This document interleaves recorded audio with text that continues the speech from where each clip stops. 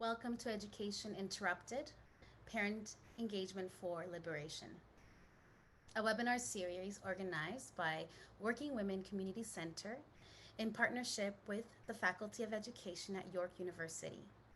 This is Power of Possibilities, Collectives, Solidarity, and Imaginings, our last webinar of this series. My name is Irma Villafuerte. I am the Community Engagement and Parent Ambassador Coordinator at the Center. And on behalf of all of our team of organizers, I welcome you. And I would like to thank Meridian for helping us sponsor our ASL interpretation for today's event. If you're having trouble viewing Nahed or Danica, please type in the chat so that our technical team can assist you. I would also like to start us off with acknowledging the land that we are on. I greet you from Tocoranto, where the trees stand tall in the water, located on Treaty 13. This sacred land has been a site of human activity for over 15,000 years. This territory of the many diverse indigenous nations, recorded and unrecorded, include the Huron-Wendat and Petun First Nations, the Anishinaabe, the Haudenosaunee, the Seneca, and the Mississaugas of the Credit River.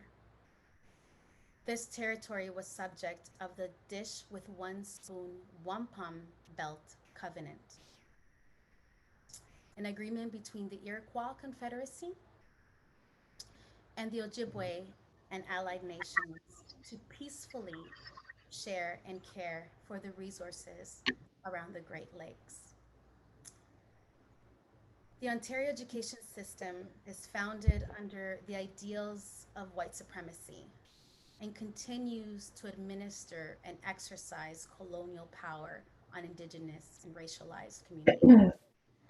This long history of discrimination and genocide has and continues to intentionally inflict systemic and white supremacist violence on Indigenous peoples.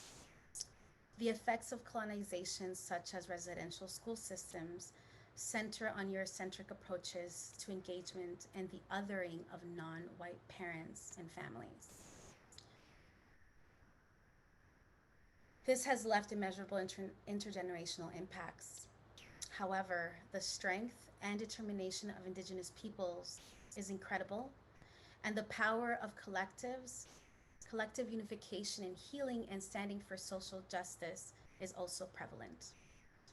We're incredibly saddened and horrified yet again at the latest recovery of the 751 souls in unmarked graves on the grounds of the former Medieval residential school in Saskatchewan.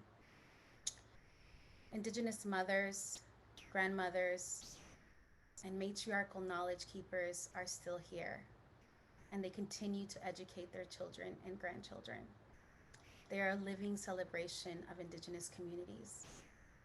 As a daughter of refugees, a granddaughter of a stolen and missing woman, and of immigrant identity, I acknowledge and honor this land in which my family sought refuge in. I am aware and conscious that my family's displacement and forced settlement has been at the expense and of the displacement of Indigenous communities, babies, children, mothers, fathers, elders. Children are a reminder that collectively we must work together to recognize the historical and current relationship between Canada and Indigenous peoples. And we are long overdue to take action towards creating communities that embrace shared responsibilities of caring for this land and one another. It is important to reflect about what has happened, is happening, and what changes we can make moving forward towards reconciliation and reparations. There are 94 calls to action brought forward by the TRC. After this webinar, I encourage you to read them, and I will post them in the chat right after I finish speaking so you can become familiar with them. Commit to one or two, because we're all complicit and we all hold responsibility. Once again, I would like to welcome you and thank you for joining today's conversation. Working Women Community Center has been providing services to immigrant and refugee women and their families since 1974. We are currently offering three educational programs: our Parent Ambassador program, which is why you're here tonight, Hippie, home instruction for parents and preschool youngsters, which offers early literacy for mothers and children ages 3 to 5. And this year, we are also celebrating the 20th year anniversary of On Your Mark, which provides tutoring and mentoring for students in grade 1 to 12. It is truly an honor to be hosting tonight's event and bringing perspectives of parents, caregivers, educators, and school communities to talk about the power of possibilities, collectives, solidarity, and imagining as a way to learn and unlearn the complexity of our education system in Ontario. This webinar series is a continuation of the work of the Parent Ambassador model, building knowledge with communities, for communities, within communities. It is an honor to be part of this incredible group of tireless advocates to dismantle the inequities in our education system and the way it's built. Well, without further ado, I would like to welcome you to our moderators, two incredible women and leaders, adult educators, and whom I have had the pleasure not only to work with, but also to be mentored by.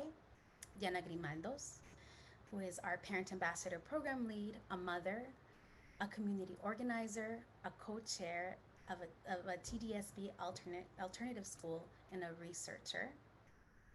And Cristina Guerrero, a mother, a TDSB educator, and a professor of OIC, the Ontario Institute for Studies in Education. Welcome, Diana and Cristina. I am going to spotlight you now. Thank Hello, you, Diana. Irma. Yes. Thank you for the lovely introduction. Um, I just wanted to ensure that we all see in our ESL interpreter.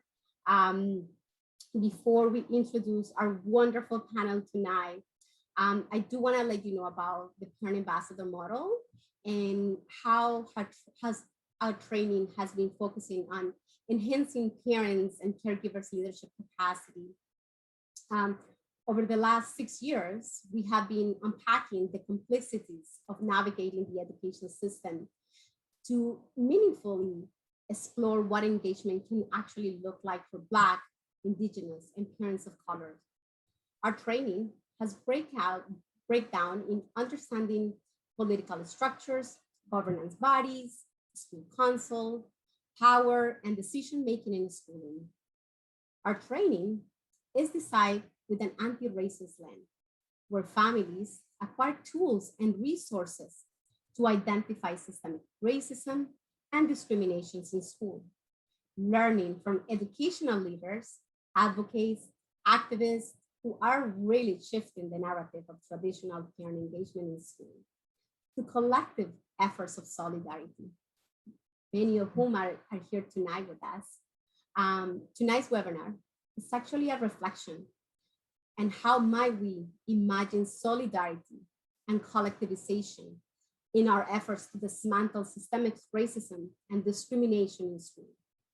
The power that parent engagement can meaningfully mobilize systemic change.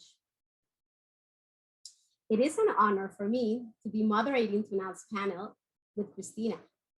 And even though tonight is the last webinar in a 3 series of Education Interrupted, Parent Engagement for Liberation, it is also an opportunity for us to start reimagining parent engagement in Ontario. Our first webinar, Race, Power, and Parent Engagement. Our speakers, Vidya and Hannah Turner, presented findings of their research to help us understand the role of race and power in education and how racism impacts the student and parent caregiver teacher interaction. Our second webinar, Breaking Barriers to Parent Engagement, we learn and we heard from mothers who are community leaders and the experiences and challenges as Black and racialized parents while trying to interact with the education system. Tonight, We would like to move forward with our conversation and reimagining the possibilities. Christina and I will alternate questions while sharing our experiences in community organizing and parental engagement. During this session, panelists will be discussing 4 questions. The format of this session is as follows. After panelists have discussed the 4 questions, at the end of the session, we will open up the room for questions and answer period. If you have questions, please submit your questions in advance. You will find the Q&A box button of your screen at the bottom of your screen. And please format your question as a question and let us know who are you directing it to. And it can be directed to one or more panelists. If you're tweeting or sharing in social media, please use the hashtag PE for Liberation that you will see in the chat. And this presentation is also being live streamed on YouTube, and it is also recorded. The recorded will be shared in a few days in our website, www.parentsforchange.com. And now it is truly an honor to present my co-moderator, Christina. Now to you. Excellent. Thank you so much, Diana. And good evening, everybody. Good evening. Just getting started here. So thank you so much, Diana. And without further ado, let me introduce everyone here to our wonderful, wonderful panelists tonight. So first off, we have Anna K. Brown. Anna has lived in the Jane Finch community for over 12 years with her husband and 3 children. She is the co-chair of Jane Finch Education Action Group, which helps parents navigate the education system, advocate for equity and resources to be allocated to the schools, and working to eliminating systemic barriers. She works part-time as a housing organizer for the Jane Finch Housing Coalition, which advocates for more deeply affordable housing, improving renting conditions, and calling for policy changes within the city and province-wide. Anna K. Brown also works at the Jane Finch Family Center as a community outreach facilitator on the Black Creek Fair Economies project. She has a bachelor's degree in criminal justice from Humber College and a diploma from Centennial College in community justice services. Overall, in the last 10 years, she has been an active lead working with various grassroots, stakeholders, and community organizations for the advancement of the Jane Finch community. Welcome, Anna. Our second panelist is Kiri Daniel. Kiri is a co-founder of the advocacy organization Parents of Black Children and the founder and lead consultant of the equity and inclusive communications firm, Kama Consulting. Kiri is a communications leader, strategist, parent advocate, and freelance writer. Kiri is a mother of 2 who is invested in ensuring equitable outcomes for Black children in Ontario's education system. Kiri holds an honors BA in mass communication and a master's degree in broadcast journalism.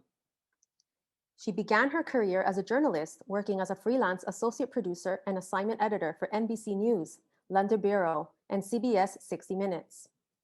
Kiri currently writes for magazines such as Flair, Today's Parent, and Chatelaine on issues of race, parenting, and identity. Kiri is a passionate parent advocate and is also the author and host of the blog and podcast Woke Mommy Chatter. Welcome, Kiri.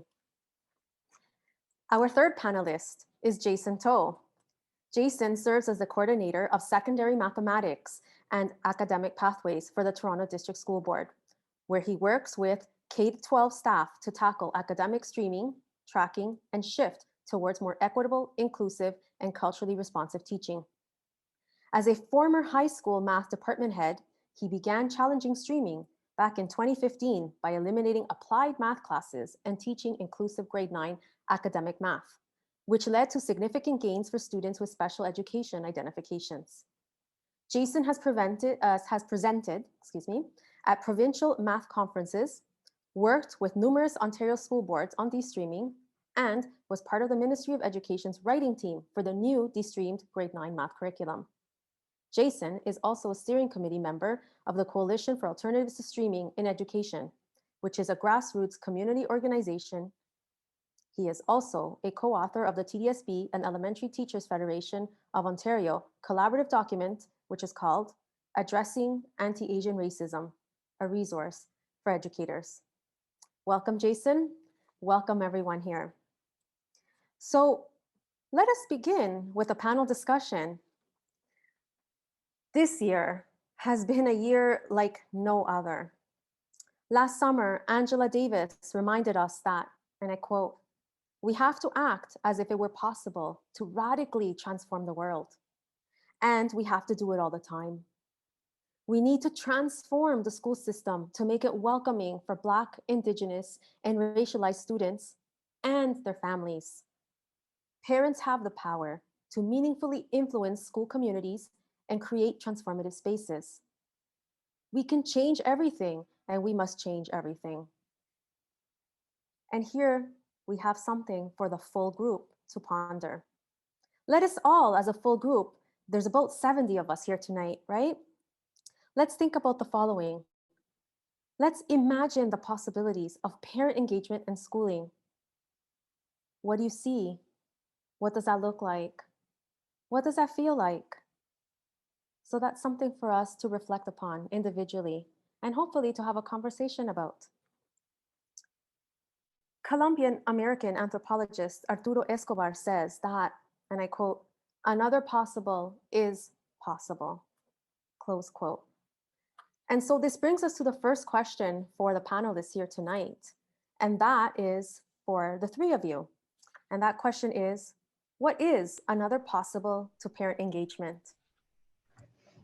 Anyone would like to start that, please? I can jump in and start. I think, parent engagement, it's such a critical part of the education system. And when we talk about reimagining the education system, I think it's also about reimagining our relationship with the education system. So much of our system as we know it has been created to exclude parents, right down to the hours within which teachers call to talk about your children. Oftentimes parents are at work. It's this kind of old methodology that doesn't quite fit with the way in which we live and work in today's day and age.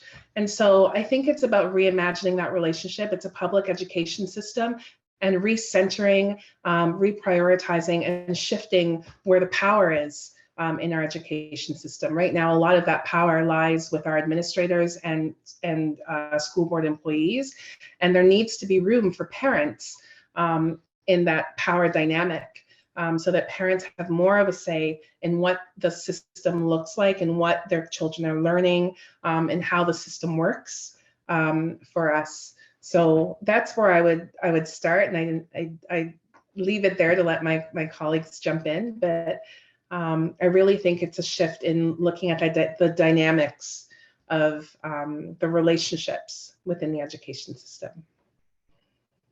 Thank you so much. Jason, yeah, I can jump in. I think that's very critical to center parents as a partner and not as an afterthought, right? It's not like we're saying we should call parents when it's convenient. And I have my teacher hat on right now. And we have to engage parents really as a partner in this. And so how do we show that we honor and value parents as really the students' first teachers? And a really, something simple that, and I'll put my parent hat on now, is when my son had an assignment for, that he brought home for me and my partner, asking what my son's strengths were and what his areas of support were. They were, this parent was really asking me to give my expertise to my child and inform teacher actions based on what I was suggesting. And I found that to be very, it was a simple act, but one that I felt like I had some power. I felt empowered by that opportunity to share what I know as the first teacher of my son. You know, and then we also have to think about how do we support parents to really bring community experiences into classrooms to enrich learning. I think, you know, one way parent engagement shouldn't be a one way, you know, trying to make the one way communication better. It's about how do we have this reciprocated relationship where a parent can bring their expertise into a classroom and enrich learning. There was a great story I heard where there was a kindergarten teacher that was that heard that one of their students wanted to share about their experiences with Ramadan at that moment, and that really then became the focus of what that class was learning. And then the parent was brought in as a co-teacher. You know, she was speaking to the stories that were, you know, they picked the same, they picked the storybook, and then the parent also brought pictures and helped make slides with the parent. Like, how amazing is that to have a parent help drive the learning in a classroom, right? That shifts the power balance, you know, as was mentioned before. And then, you know, speaking of the parent dynamic and the power, like how do we involve parents as decision makers? So you know, and I think that the priority there has to be about communication and about listening to what parents want out of the school, and how the school can support the parent in terms of what they need to know and what they should be learning to then support parent to support their children as well, and to give them voice and agency about what these you know, parent events look like. They're really shaped, they're supposed to be to service parents, so how do we make that happen, right? And how do we get parents involved in school improvement? And I know that's, you know, parent council is there, but not every parent can take part in parent council. So how do we get the voices of those that can't, or otherwise, you know, won't engage because they may not feel that that's a safe place for them? I think we have to really, you know, again, back to that point about centering parents. How do we shift the game essentially so that it's tipped a little bit more to the favor of parents to lend their voice and expertise into schools and institutions. Yeah, I want to piggyback so much on what Jason and Carrie had said. When I thought about like why I became involved in my child's schooling at when he was 4, it was because I didn't feel that I had a voice. And how do I find a way to create a voice? Not every parent has that opportunity like myself to be able to go into that space and say, I need to be at this table for decisions that are being made for my child, right? But also, how do you help in the process to help other parents advocate for their children, right? We have a system where it's very top to bottom, right? Even in the way parent councils are conducted, it is very structured. It is not necessarily up to the parents to determine what parent council looks like, right? So this last year, I'm the co-chair. I should say I'm the chair of 2 parent council. My children go to 2 different schools, so I am I chair 2 different parent council, and I'm also looking at how do I engage parents, but it's not just parents. How do I engage? And parent doesn't just look like at just birth parents. How do I engage parents that are maybe the aunt, the uncle, the grandparents? Also, how do I pull community in? Because the community also plays a major role in the lives of so many families. And at a point also where members sometimes, you know, you don't feel comfortable because it's such a weird thing to try to challenge an institution that has been around for many years, and all the time they tell you they're the expert, they know it, but you also come with your own experience where you either knew what didn't work for you, what didn't work for your parents, and maybe your child's strength because you spend the first 4 years with them of their lives, so you know what are their characteristics and all of those things, right? So how do you now go into an institution and be like, you know, we need to tear down some of these barriers and walls and the bureaucracy that it takes forever to get that done, and sometimes that leaves parents and caregivers numb. Like it becomes difficult to fight those institutions or even to go into that because there is so much you're talking to so many different people, you're engaging with so many different people, and at the same time it's you know, so there's all of that. That's why sometimes, you know, it's difficult for parents in community. And it's not that I don't think that parents maybe want to be engaged, it's how do we engage people based on where they are in their lives, right? So how do you engage a working mother or a working father? How do you engage somebody where English may not be their first language? You know, their educational background might be a little bit limited, right? How do we engage those people? How do we also, I mean, I know we'll talk more about this, but how do we also create alternative from just outside of parent councils? And those are some of the things that I've been thinking about, especially with this pandemic. How do I move outside of just parent council and move into where parents are not just there to talk about school issues, but we can talk about life issues and how can we collectively help each other as we're moving through the struggle and raising children and going through an education system that was never built for us. I'm going to leave it there. Thank you. Wow, Anna. Thank Thank you you so much. so much for sharing, because it's a really incredible segue into our next question. Um, and and I'm gonna quote another community leader who I have the pleasure to also be working with. And Charlene Grant recently shared with us that school councils are totally irrelevant, and that really resonated with me. As an immigrant mother, also the co-chair of an alternative school who isn't very truly representative of the city of Toronto, I have faced my own challenges. But also as an adult educator who work with racialized and immigrant parents, my role is to support their agency in participating in the school councils. But knowing this, and knowing that school councils are unwelcoming spaces, there are many structures and scripts in the system that authorize us, right? We are oftentimes not taken seriously. We use rubber rules to lead meetings, right? How colonizing that is. And how do we think differently about the structures that exist within the space? In her book, Just the School, Anne Ichimura described the logic of deficiency in parent involvement. The expectations of parents' roles in relation to schools have been codified by policy, by practice, which is also supported by research, to the extent that it does feel like common sense to educators, parents, and community. But all of you bring so much experience into the different hats that we wear, right?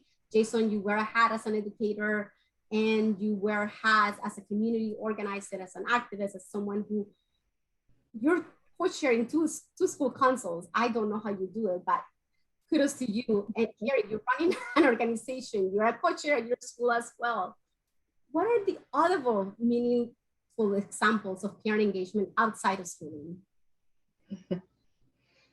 That's a great question. I think that one of the things what I hear in the conversation as everyone is talking is really what we're talking about in order to facilitate parent engagement in a different way. We have to dismantle the system that we currently have. It is not an education system that works for Black people, for Indigenous people, for many racialized communities. So we really have to tear it down and dismantle it and create something different. I think that when I think about parent engagement and models of engagement that work, one of the first things that come to mind for me is a lot of the you call them mommy groups that kind of sprung up online, on Facebook, Instagram, all over the place, where they're driven by parents, by mothers who are invested in their children and invested in learning about their children and their growth. And I think that it's that, like, I keep going back to the recentering, and it's that piece. It needs to be driven by parents. We have a system. I heard someone say that, the school system is the expert. No, the school system is not the expert for our kids. Parents are the experts. We all have, capacity and capabilities outside of parenthood that give us knowledge and expertise. that we can lend to education. For too long, education has functioned as this isolated island, and we need to expand that. There, you can learn. There's a lot of space for the education system to learn from other systems, which are also problematic, but maybe a little bit further along in some areas. So I think it's really important to kind of expand the horizons a little bit. But I would say, and when I think about other possibilities, I look at Peel. And I'd be remiss, the Peel community and the parent advocacy community, the Black parent advocacy community on a whole is grieving right now because we lost recently a friend, an activist, Kola Iluamade. But I look at him and the work that he did out in Peel to bring in a supervisor to completely dismantle that system and rebuild it. And then there was a director of education there, Colleen Russell Rollins, who really did exactly what Anna, you and Jason are talking about, which was bringing in community, bringing in parents into the school, into positions where they can inform the practice. And that's more of what we need to do. We cannot work within these walls and these barriers and these boxes that have been created. We really need to, we always reference COVID. Like, if COVID has taught us one thing, it's that we don't need to work within those walls. We need to just climb, tear them down, climb over them, tear them down, whatever you need to do. We don't need the walls. We just need to, the world is our oyster. There's so much that we can do. Yeah. Also just to piggyback on your thoughts too, I've been always also thinking about, like, what does the role of parent council, or just reimagining what that also just looks like overall. And, for myself, it's also, what about just taking it out of just that brick and mortar school and also putting it outside, back into the community, right? Of where, there's parents engagement, where it's parents collectively, maybe at a cafe or in the park or somewhere, just maybe having conversations. And it doesn't necessarily always have to be school related, but it can be a week where it's school related, and it can be another week where it's something else, where it's not, you're not just pounding at the school system and just that, but how do you tackle other things that we have in commons, and maybe other stuff that we're struggling with. One of the next idea I looked at is, how do I create maybe like parents representatives from each class, where maybe not, if every parent isn't able to dedicate coming to a meeting every month, how do we now like pick one parent, or a parent who might sign up on a list and will come for January, and then if we have a meeting in March, another parents, and we still share that information among each other to make sure collectively all the parents know what's happening, how decisions are being made, and they're still informed regardless of their capacity to be able to be involved. Also, when I think about another group that I just joined this year, it's a parent group in Fir Grove, and I think they call it Fir Grove Parent Navigator. Even when I look at that group and how it's parents teaching each other's skills, like they're finding ways to engage with each other and engage with other parents in very meaningful ways. Like that right there, it blows my mind. When I even think about like my own co-chair in the Education Action Group as a parent, I never thought in a million years that I'll be thrust into this world to do this, because I always just thought that, I'm going to send my kid to school, everything will be okay. But then I realized it's much more than that. And how do we build connections? How do we work together for the betterment of not just our children, but for our own children, but for each other and the community collectively, to make sure that community have a say in what's happening in schools? How do we get the community into those spaces, right? Knowing your teachers, like when you hear about teachers that, as soon as 3:30 hits, they jump on that highway and they're gone, right? And I know they have families, but still, how do you still engage in the community that you're working with? How do you still get to know the folks and know that even though they might live in a community or they might look a certain way, there's so much more similarities in life we have than differences. And sometimes we need to work on the small things that we have in common and then work on the other things that we can change. Thank you. Um, uh, yeah, I'll just add one more thing. I really like that idea, Anna Kay, of like not needing to have every conversation centered around school. Like it's resentful, right? When you're only engaging in a conversation when you need something from them or when someone needs something from you. The idea of having school as a community hub is always the ideal, but then how do we actually intentionally do that?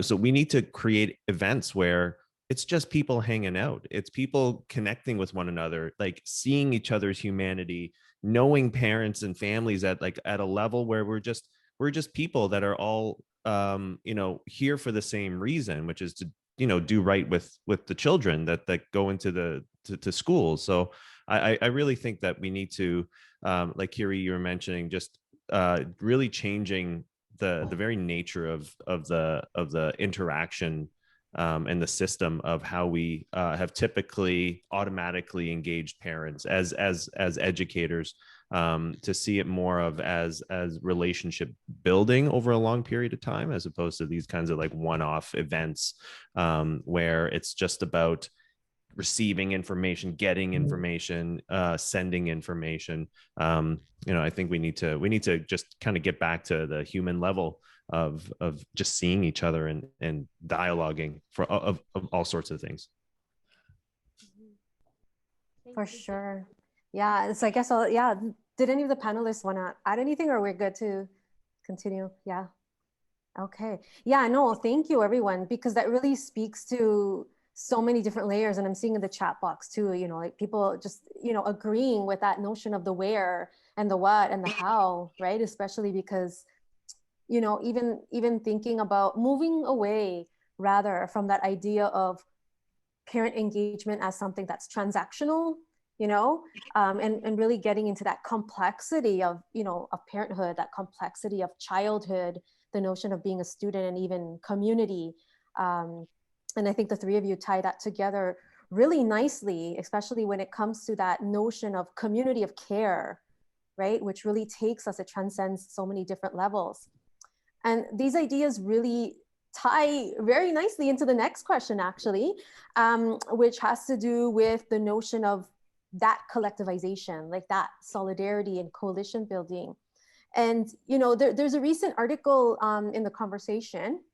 Actually, a professor from OISI, Ruben Castambi de Fernandez, he writes about the topic of solidarity. And in the article, he, walks readers through, the meaning of the word, saying that, I'll just quote from him, the word solidarity has its roots in the Roman law of obligation that held a group of people bound together in solidum. But he says that it's important, really to think further than that, right?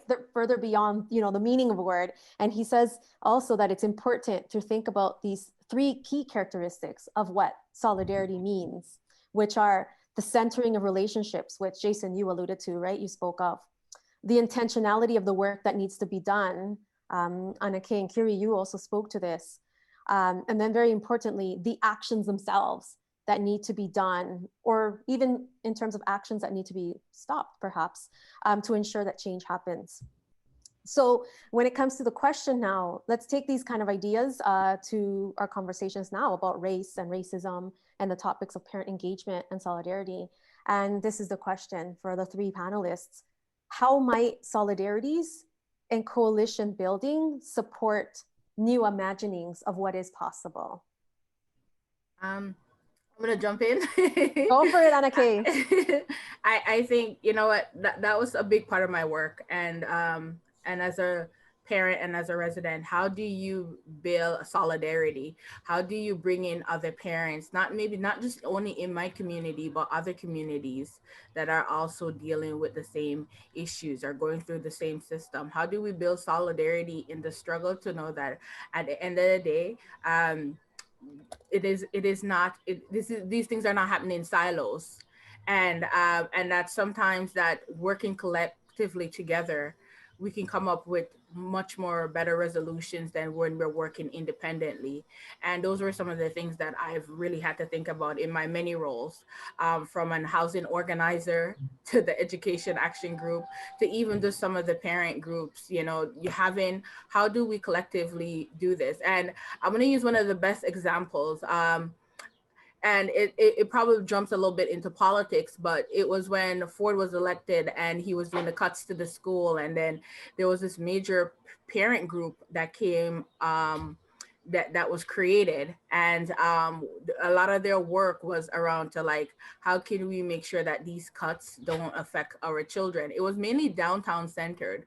But at the end of the day, it got so much momentum because there was parents from all over Ontario that bought into that action and notion to realize that it's not just parents that are in Toronto that is going to be affected. My child's going to be affected. The child in Scarborough is going to be affected, right? How do we collectively work together, campaign together? And also, you know, I don't always want to talk about like their strength in numbers and all of that, because that is important, but it is a way, how do we, it's great to show others and each other that you're not alone, and we can come up with these solutions collectively, and the work can be shared, because the burnout for these things are real, because sometimes we know that these things we'll never, sometimes we'll never solve these things in a year, we'll never solve these things in 2 years, 3 years. It is a process, and it is usually built against us,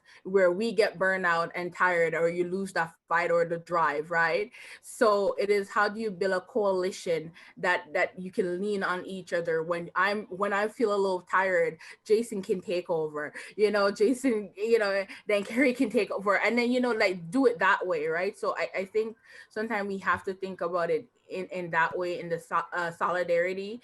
And also, how do we reimagine what the work looks like, right? How do we break it down to make sure that we're efficient, we're effective, and all of that, right? I'm going to pass it on to another panelist. Thank you. Yeah, and I agree with you. I think that, you know, the idea of collectivizing is so important for all of the points that you mentioned. It's also, I mean, for parents of Black children, I think a lot of the success that we've had is because we speak as a collective.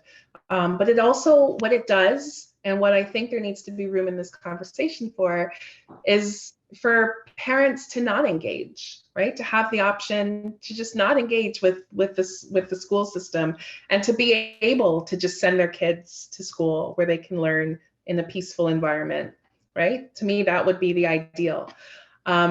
So I think if you have a collective, if you have a group that stands side by side with you, you have that option, if you so choose, to stand back, because someone will step forward for you, right? So I think that's a really critical piece. And I think, you know, I speak for Black, I center Black families. You know, it's the work that we do. And Black parents have always been engaged in their children's education. We've always been on the front line for decades, fighting these fights. You know, Anna Kay, I told you before, I grew up in Jane and Finch too. My parents were part of Jane and Finch Concerned Citizens, doing exactly that, going into the schools, right, supporting. So we've done this. This engagement is not something new to us. It's just that we are villainized. We are, you know, we're presented as villains, and we are criminalized, quite literally, for engaging with the school system.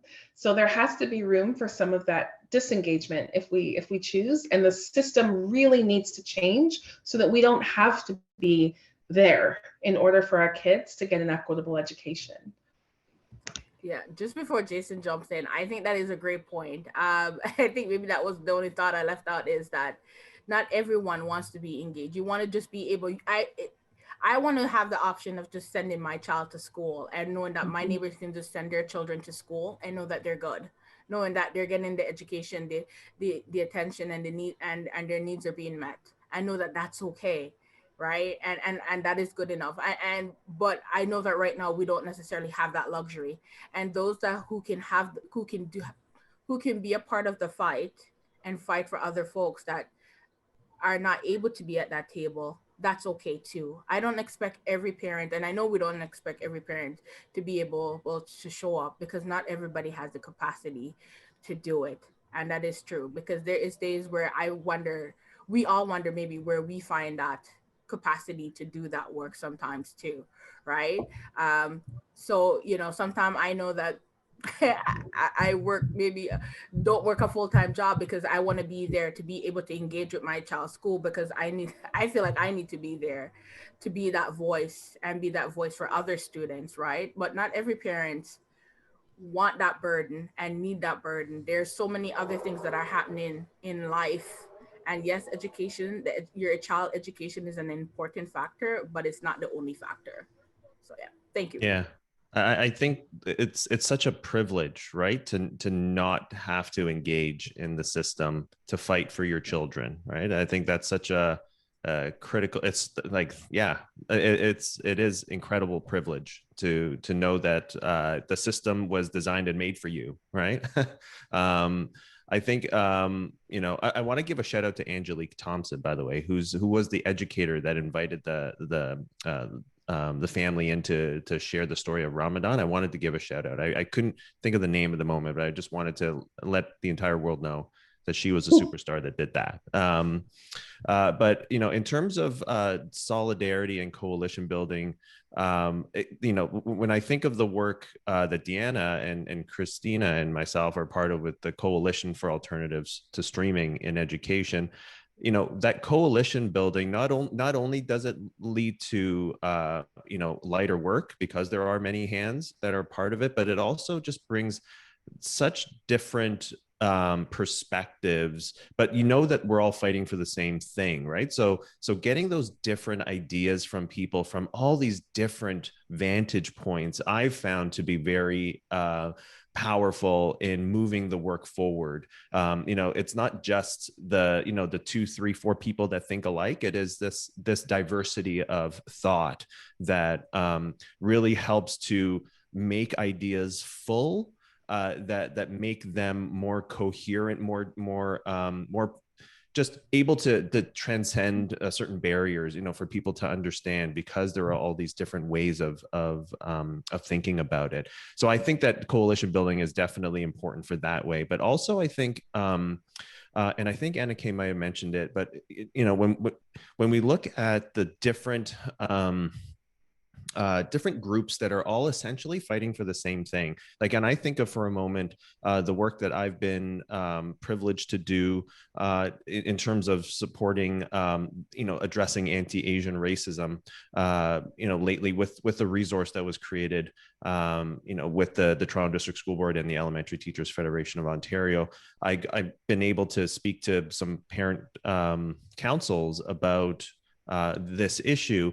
But when I go to those venues, I make sure to also center indigeneity and Black lives, because the issues that really all of us face, although it feels different, right? Racism, anti-Black racism, anti-Asian racism, anti-Indigenous racism, they feel different, and because they are different, but there's a commonality, right? The common thread is these white supremacist ideas and structures that don't support racialized families. And when we all realize that we are all part of all of what we're feeling is a symptom of a root problem, I hope that we can all find ways to get together to really put our resources together and really change these structures as one collective voice, and knowing that the structures that are certain that are placed in certain buildings or structures in schools, they need to change. It's not just for Black families, but it's also for Asian families. It's also for Indigenous families. And we know that if we address root causes, that will be much more powerful than tackling a niche issue from this group and another issue from this group and that group and that group. That's exhausting, right? We got to get to right where all of these issues stem. And I hope that when we get together that we can put our resources and thoughts together and come up with a meaningful strategy that will actually sustain change. And I think like we said before, like dismantling this and coming up with something better. A lot of provoking ideas and interesting concepts. Carrie, I really gonna quote you many times from now on. Step back, someone will step forward.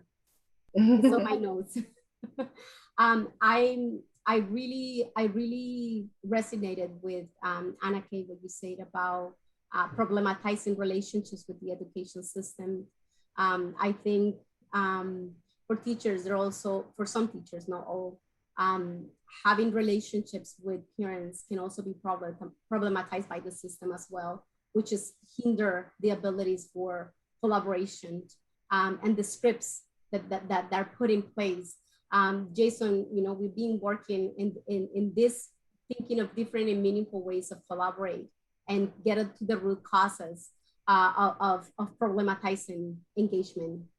So in our research with Dr. Vidya Shah, lies, denials, and cover-ups, one of the major themes that emerged was the power of collectivization and how this shapes connections to parents, whether it's online. I know, Anna, you were talking about those spaces within the board, outside the board, with educators, across board, across educators, with scholars, parent groups and coalitions, and racial groups, just to name a few. And then the many spaces in which probably all of us have been involved and doing this work just to get to the root causes of the problem. Some of the experience shared during this webinar series are in alignment with the findings of our research. For many parents, their involvement in challenging the school system was birthed out of pain and suffering and have massive impacts in their time, their energy, their finances, their relationships, and more importantly, the well-being of their children. And you say it beautifully, this is tiring, right? This is exhausting, and we have to engage. But we also know that collectivizing allows for shared stories, for the identification of patterns and trends across the time and space.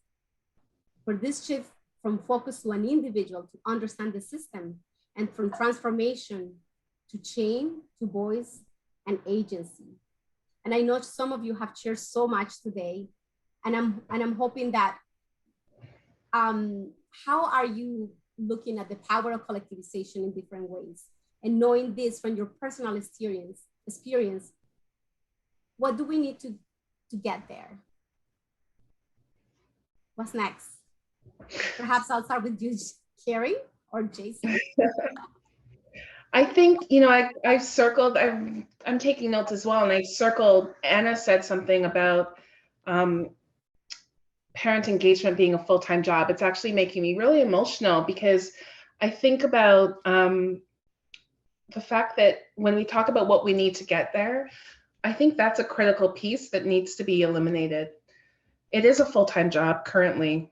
Parent engagement, to be engaged in your child's education, is a full-time job. And I'm emotional because I'm thinking about parents that I know that have come to our organization for support who have had to give up their job, right? Because they're getting calls from the teacher, because their child, you know, they're being funneled into particular areas, and they're trying, you know, child welfare, for example, and they're trying to work with the school.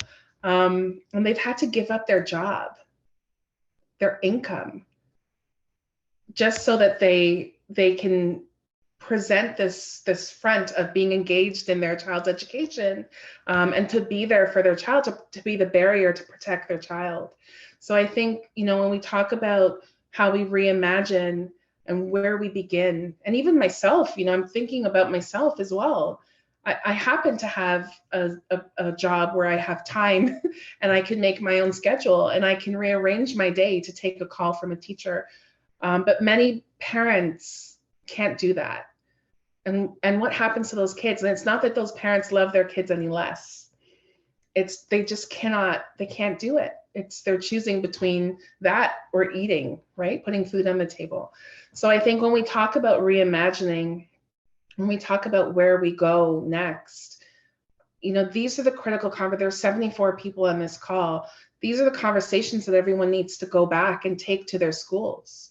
I heard something in Jason's bio, which was that you didn't wait, Jason, for the Ministry of Education to say we're going to de-stream. You de-streamed your math class, right, on your own. So that's what everyone needs to do, is to take these conversations back and say, we want to reimagine our parent council. We want to go do it in the park, whatever it is. I think that's where we begin with us. I want to piggyback on that, because it really and thanks for bringing that example up. It's the idea of getting like co-conspirators on the inside. I think every school, you would be really hard pressed to find a school that doesn't agree with, like, you've got to find somebody. There's always somebody at a school that is going to agree with everything that we're talking about here. So we have to know, how do we get people on the inside to change the systems and how things run in schools. Now, that might be your principal at your school. That could be, the phys ed teacher, in the gym, or it could be, the math teacher down the hall too. But we have to figure out ways to find who those allies are in the work that you want to do, and to figure out how do you have the structures in there to work for you as opposed to against you. And I think that's that kind of like that work around streaming at my school was an example of that. The advocates were able to find folks in these schools. I mean, and my school wasn't the only one. There were several, and there were people that were willing to do this, and they just needed somebody to just give them that little bit of a push. They just needed to say, this is the work that we need you to do, and to get people to listen to you is what I think that's one important aspect of this, collectivizing, is to also figure out who those co-conspirators are, to get them on side with you, to push the system in the way that you want it to. Can I just add one quick thing to that, which is that, so we know the system disproportionately does not work for Black and Indigenous children, because we see the stats, right? Other races, yes, but disproportionately Black and Indigenous. But I would say that finding of co-conspirators is really where we need people who are white and otherwise racialized to step forward. Because when Black educators are pushing for change, they are sidelined. They are pushed out of education. They are not promoted, right? They don't feel like they can speak up. So I think that's where we need other people to kind of stand in front, right? And push for that change. And the same with parents, because when Black parents are saying something, the system, even when we are right, which we most often are, the system takes it in a different way than when someone else is saying it, right? I mean, we have to understand this.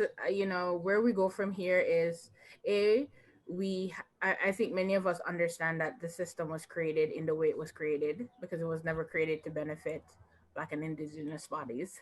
At the end of the day, how do you dismantle something like that? It's gonna take a collective force. And how do we make sure that in these conversations, the voices them that truly matters are at that table or have a say? And usually when we talk about parent engagement, or just if parent voice is needed, there is usually, sadly, not the people who are impacted the most, right? When I think about, I'm going to use an example. When I think about when we did our deputation for at TDS school board to get SROs out of schools, we had so much people showed up there that had said it was a great benefit for them. But we don't think about maybe even if it was 100 children that those SROs, they had such a negative impact on them being in schools that we don't think about. We think about, maybe let's gonna just use that as a number, as 1,000. We think about the 900, but we don't think about the 100 that probably left school because of their experience with SROs, right? So it's the same thing. How do we make sure that when we're moving forward, the voices that needs to be there have a say? It doesn't, they, and they choose how they want to be engaged, right? So it is not a method forced upon them, that they have to do it that way or this way, but they choose the method that they want to be engaged and how they want to be engaged. And also too, if at the end of the day it's going to be another study or another recommendation that is shelved, then it makes no sense. How we can't continue show up at folks' doors and in their community telling them that we want to break down this barrier. We're just, the way to break down this barrier is to show up and give your story and cry your heart out, and you do all of this, and at the end of the day we shelf it, right? Or we turn around and use that information and do something else, right? So we have to make sure that when we're showing up there, we know what is the plan. We know how we're going to tackle those things, and make sure that as we talk about, like, I think Jason touched on it with folks that are there to help with that work. But we also know, sadly, as Carrie said, that it can't be other Black allies or racialized allies, because they're already just holding on to their jobs. The minute they say something that opposed to the majority, then it's an issue. And it's sad that they don't have that space to freely be able to speak and can say, this is where we need changes. But how do we collectively work together with the folks in the schools that are there to make those changes, and also the community and the parents? But at the end of the day, make sure the voices that needs to be there the most are there, and they're engaged in the way they want to be engaged. I'm gonna leave that at that. Thank you.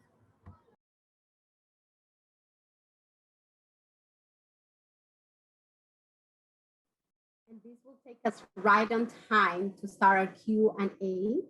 Thank you so much. Christina, would you like to start with the first question? If you do have questions, please, this is the time to add them to the chat. You can also put them on the box in the Q&A. We have a couple, so we'll have 20 minutes for questions. So send them in. Christina, take it away. All right, so let's begin with the first one. And the first question is from Elizabeth Robertson. And she puts it in the Q&A and in the chat box, where she shares some experiences with her children, with her child, excuse me. And I guess it has to do with strategy. And the question is, how do we get the clinician, teachers, and staff to listen to us as parents? What strategies can the panelists share? Sorry, did you say clinicians? It says clinician, yeah, because Elizabeth was writing about her son and autism. Yeah. So I can start, and then so I would say, with parents of Black children, we have system navigators, and it's a third party, someone who would stand beside you as a parent and go into schools and advocate on your behalf. And I often think when we're dealing with issues where we have a child that requires support and isn't receiving that support in the school, or whatever it can be, it's really helpful to have a third party. Even if you are well versed on the education system, even if you're an educator yourself, it's really helpful to have a third party beside you. It's the same way if you were going to get a diagnosis from your doctor, you'd want to have someone with you to take notes or ask questions. Exact same thing. And I think that in cases like that, it would be really helpful to find an advocate who can work on your behalf to bring those groups together. And Jason would know more than I, but I do believe that there are, it's a responsibility of the school to have an interdisciplinary team come together to discuss your child, what's in the best interest of your child and how to best support your child, I believe. So I'll pass it over to Jason, maybe. Yep, for sure. There should be at a point, a stage where the parent is called and invited to meet with an interdisciplinary group.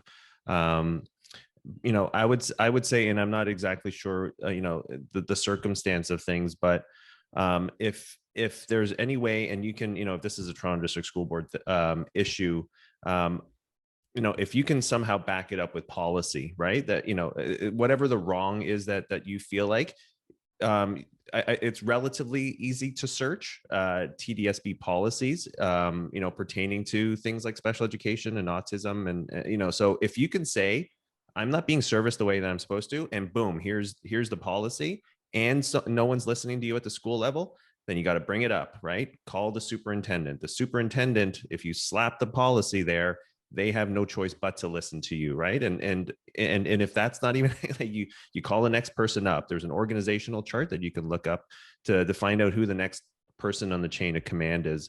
I think that if you can find documentation to prove as best as you can that you're not being listened to, or that you're not, your voice isn't being valued, and this is, but it says that this is what needs to happen. I think that's probably, one way to go about it. And I'm not sure if that's already happened, but I would say, yeah, policy is an important piece. I think Carrie and Jason touched on a little bit of each.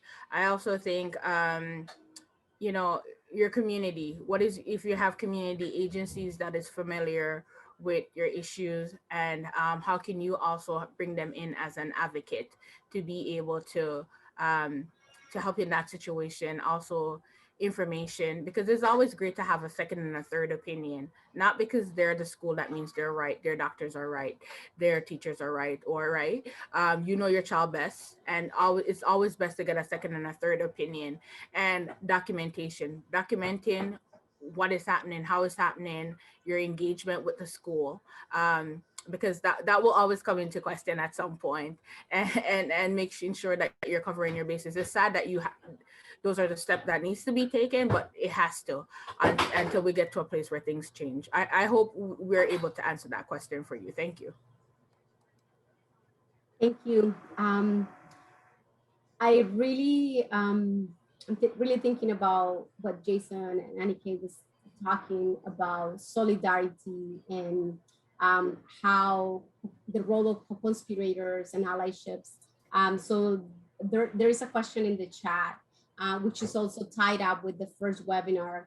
Dr. Vidia spoke about the way in which white parents benefit from the deficit lens through which Black families are seen. What is the role of white parents in imagining a community where all families are heard? Anybody would like? Sorry, can you repeat the question? So sorry. No worries. Dr. Vidya Shat spoke about the way white parents benefit from the deficit lens through which Black families are seen. What is the role of white parents in imagining a parent engagement model where all families are heard?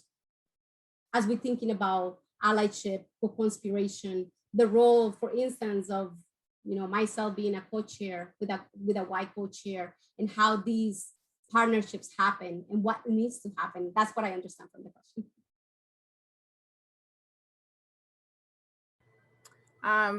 I think it's, I don't want to use the word empathize, but I think we need to, sometimes, because we don't have an experience as somebody else or another group, we sometimes, it's hard for us to think about how do we make sure that even though things are going well for me, that I can also work to make sure it goes well for another group, another Black parents, another Indigenous parents, another Asian child, or how do we make sure that those are sometimes the questions that if you are conscious, that you have to say in your mind, how do I make sure that the space that I'm in is inviting? How do I make sure that even though I've never walked the shoes in that Black or brown person's shoe, that I can emphasize and say that if this is an education system and this is a school, how would I want if my child was on the other shoe to be impacted? How would I want to know that collectively those who had the voice or have the voice shows up for my child and my children? So we have to think about it like, I think that's the best way to tell folks to think about it, is how, think about what you would like for yourself. You would not want this fight to be the burden, to be a burden just to you, but how do we make sure, how do we help, how do we lend our voices in a struggle? And also at the same time, how do we also learn and understand that maybe some of our actions also is perpetuate certain type of things, right? How do we make sure that we're inclusive? How do you make sure, like just thinking about those little small things, sometimes it's not the big things, it's just the small things that matters and can make the greatest change. Thank you. I would agree. I think that I guess, I would put the onus on white parents to educate themselves. I think when you think about it, it's preposterous that we're experiencing an education system where you can have two kids in the same class have such different experiences and impacts from the education system. And so I was saying to someone over the weekend, we went up north for the first time in quite a while over the weekend, and we're like near a beach, and I'm looking at all these people, mostly white, with their kids, and I thought, wow, like this is what people do on their weekends when we're like, strategizing and meeting and writing letters to our board. This is what's happening. And so I think taking on some of that burden, even from your cottage as a white person, is a really important step in educating yourself. It's really hard as a Black parent to go to a council meeting and talk about, the impact of uniforms on Black bodies and not have anyone understand you. And I mean, that's a pretty basic thing that if you just Google search, you can find a ton of information about what it means to be over surveilled. And when you bring in uniforms, the extra layer that comes with that, and someone added in the chat, how do we make this an empathic human experience for them? And I almost feel like the word resentful was thrown out, but I feel resentful at having to offer, some way in for people to see the humanity of my children. That's ridiculous.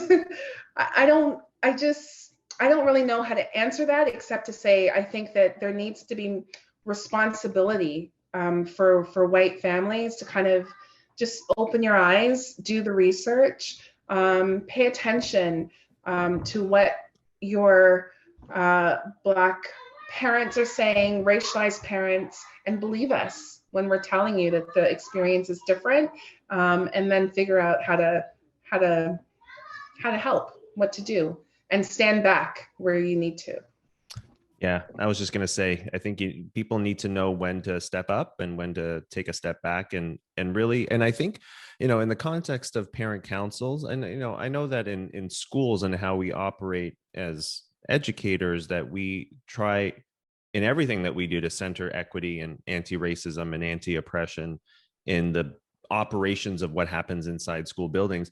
Is that the same thing in parent councils? I question, I wonder, like, can we figure out ways somehow, whether it is through an empathetic chair, or whether there's again, hopefully a principal would agree that let's take those precious moments of parent council meetings to center issues of racism in schools, like full stop. Like if something there doesn't really hit on an equity issue, as a parent, maybe we need to reevaluate some of the agenda items, I think that if people and especially white families, if they see that they're on the right side of promoting equity for families in their neighborhood, that's going to really help everybody as well. Like it might not feel like it directly, but I hope that they'll see that when we have a community where people feel like they're belonging, that's a better environment for every child, right, in that school. So I don't know. So how do we change the priorities of parent councils so that it's centered on the things that, you know, matter for racialized families, like center racialized families in parent council events and business? Yeah, thank you. Thank you everyone for that. And that speaks volumes too, right? Like in terms of not only what's being centered, but also um, leading up to our last question, unfortunately, because time's really flying, a question for suggestions on the how. And so here, a question from Usha. She says, and I'll read the text first. She says, I'm working with a district to rethink the 5-year district-wide strategic planning process. I'm trying to change the way they collaborate with parents. Instead of just a single digital platform to collect parents' thoughts, I'm trying to suggest that they work with representatives of various parent groups to find out how they would like to have input and on what and where. And that speaks to what some of you were talking about. I know, Anna Kay, you were talking about the how, right? And the different ways. And so the questions here, do you have any suggestions about how to shift parent engagement in this process, which I think if we do it better, can really shift the district's learning about how to meaningfully engage parents and receive true guidance from them? So I will leave that to the panelists. My initial thought is, why one avenue? Like, for whom does that serve, right? That sounds like it serves the school board in terms of their convenience. So again, let's center, like, what do families need? Not every family is going to be able to navigate that. So and I think that's exactly it. So I think you need to point that out in, you know, if you're going to put a deputation in or put it on social media, like, why this one method? You know, so, and for whom does that serve? Just ask that question point blank, and I think you're going to get some stunned silence. Yeah, I would piggyback off Jason with that. It's when there's one avenue, we know what we want it to serve. You want to be able to control the narrative, control the information, and I'm just trying to think: is it open to where people can disrupt this process and demand? Because sometimes, I'm sorry, sometimes things have to take very bold action, and I'm going to be the one that goes there tonight. That sometimes there's a time when we talk about things, and then there's a time that we just have to show up and disrupt certain things because it needs to be disrupted, else it will continue. um you can be as nice, you can be as polite, and you know, sometimes you bring the data, you bring the information, and you show people this doesn't work. And at the end of the day, as I said, if there's a set agenda, most time people will not want to change, but sometimes you got to force somebody to change, even if they may not see the benefit for it now, but you know the benefit, and you know the benefit that it will do for the other parents and the community. So sometimes we have to disrupt, and we have to show up and disrupt, and sometimes that's what it takes. So I'm going to leave my thought right there. Thank you. I agree. I can't add anything to that. I think 100% you show up, you disrupt, and you organize, right? Like, that's where some of the back end organizing comes in handy. And then you go in and you disrupt it, and you make it work. You make it work for you, because the school system is our system. Wow, that was a nice closing to take us to our closing time. And this is Education Interrupted, Parent for Liberation. So thank you for that question. And thank you all for being here. Thank you to this wonderful panel, which I have the pleasure and the privilege to work with. And thank you for imagining with us. Thank you for sharing your wisdom with everyone. The power of solidarity must be an important reminder as we embark in this journey, and as we embark in social justice work.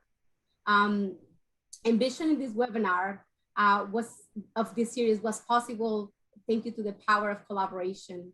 And because of that, I would like to invite Dr. Vidya Cha from York University, with whom Working Women Community Center partner for the thinking and the imagining of this series, to give us our closing remarks And thank you so much, Vidya. I really personally wanted to thank you on behalf of Working Women and personally for embarking in this journey with us for parent engagement for liberation.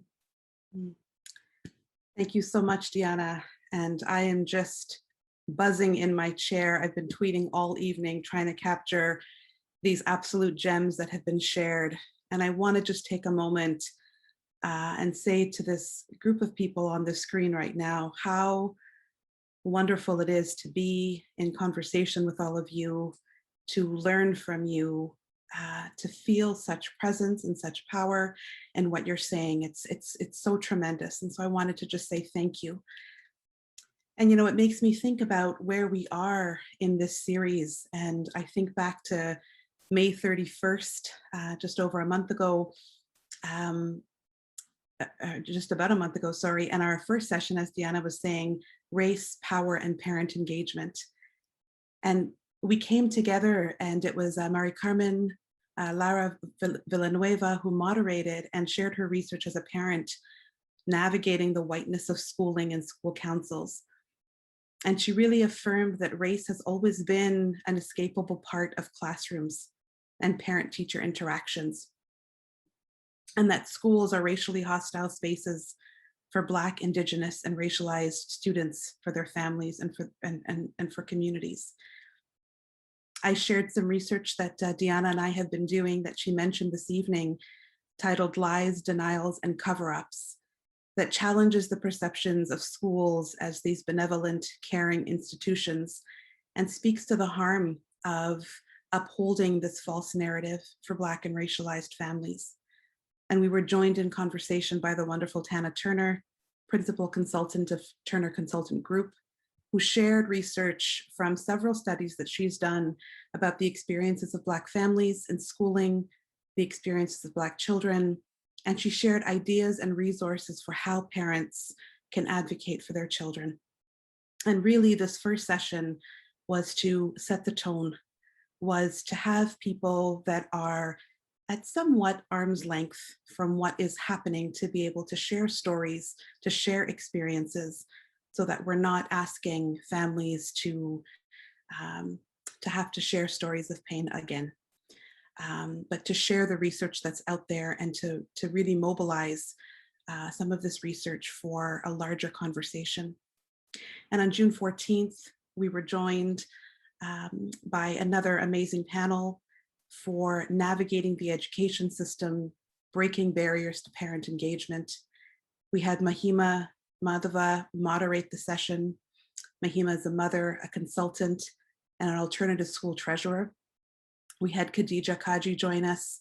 Khadija is a mother, activist, and co-founder of the No Fly List Kids organization. And she reminded us that language and cultural barriers can be misinterpreted by Eurocentric educators, resulting in unfair disciplinary action. She says that school events and school councils are not always welcoming, as we heard today. She spoke to the ways that they initially reached out as a grassroots community to support other parents. And she said, we cold called people who we knew faced issues. We called the news reporters and asked to help connect us to other parents that they had written about. We started WhatsApp groups and Facebook chats. And it's really helpful when you know who you can connect to, she says. We were also joined that evening by Claudette Rutherford, mother, teacher, and founding member of Parents of Black Children. And Claudette shared the importance of giving parents information and collectivizing.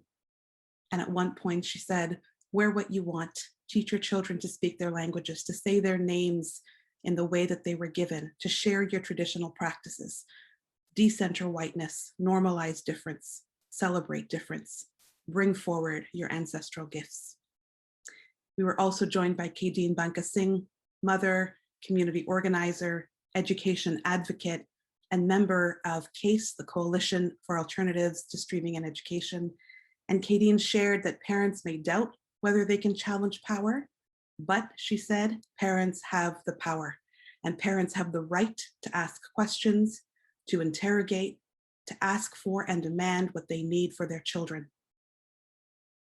And she said to think about the privilege that you have as a parent, and that privilege might be racial privilege, might be socioeconomic privilege, and look for opportunities to stand with someone else and help lift the burden for others who may be struggling. And that brings us to this evening, the power of possibilities, collectives, solidarity, and imaginings. Moderated by Diana Grimaldos and Cristina Guerrero, and in conversation with Anna K. Brown, mother and community leader in the Jane Finch Education Activist Action Group. And what I love that you said this evening, Anna K., is you asked us, how do we build connections? How do we work together, not just for our children, but for everyone's children? How can teachers engage deeply in the community? And a reminder and a call to show up and disrupt when needed.